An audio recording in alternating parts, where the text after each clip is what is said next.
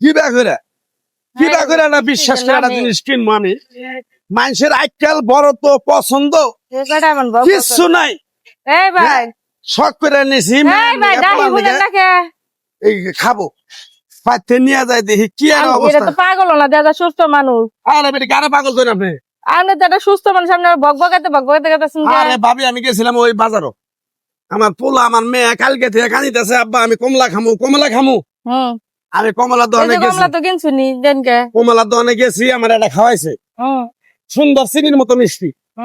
নিছি পাইতে নিয়ে গেছি পোলা আনে মুখে দিয়ে না পোলা আনে মুখ বেহা হয়ে জায়গা হ্যাঁ এত দামি জিনিস 400 টাকা কেজি আমি কিনছি আপনি যদি দোকানে খায়া দেখে নিয়ে থাকেন মিঠা তাহলে বাসে নিয়ে গেলে টকো বুকে আপনি বিশ্বাস না করলে আপনার একটা খায়া দেখেন আপনি না খাম না দেনকে পোলান দে আপনারা খায়া দেখেন দোকানদারের ঘুরে আমরা মিছা কথা বংশের লোক না আপনাদের বলে এটা খায়া দেখেন একটু খাই দেখতে তো ভালাই দেখা গেছে দেখেন আপনি আমি এই বকিছো আমি লোক না না বাসটাও তো ভালাই দেখুন হ্যাঁ এটা তোর বলে খায়া দেখেন আপনি খায়া দেখমু দেখুন আপনি আমি মিছা কথা কই না আমার পোলা না সব করে নিছি দোকানদারের নিয়ে ফেরত দিতে নারী সংখ্যার ফল তো মনে করুন জেলা গরমের দিন তো আও বেটি খাইলি বুঝবা আমি চাউডের উপরে বাটপারি করি আমার ধরা হারবা তুমি দেখুন হ্যাঁ কো ভাই মানুষের মিঠাই তো আজকাল বরাদ্দ নাই আজকাল বরাদ্দ থাকলে পরে আর এনে কত না হ্যাঁ মিঠাই তো ভাই মিলে না মিঠাই তো আছে মিলে আপনি তো বললেন টক মিষ্টি তো নাকি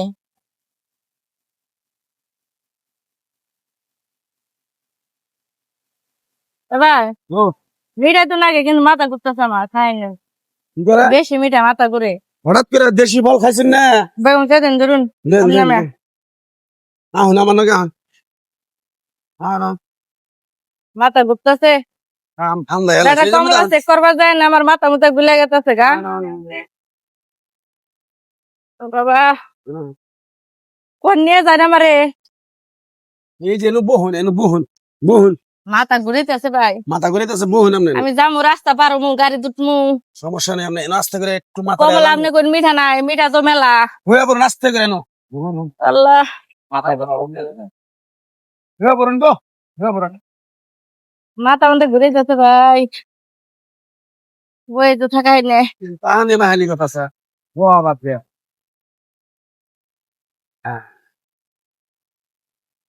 নাকি আমার মেয়ে নিগে নিছি মনে করছো বেটি রে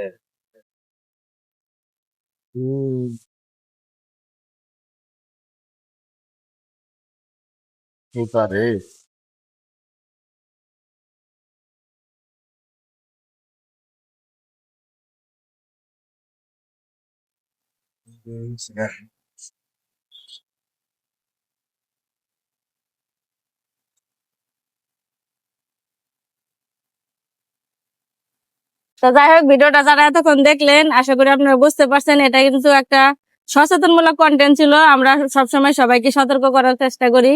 কারণ এই ধরনের ঘটনা এখন রাস্তাঘাটে অনেক ঘটতেছে যারা শহর এলাকায় আছেন তাদের সাথে বেশি ঘটতেছে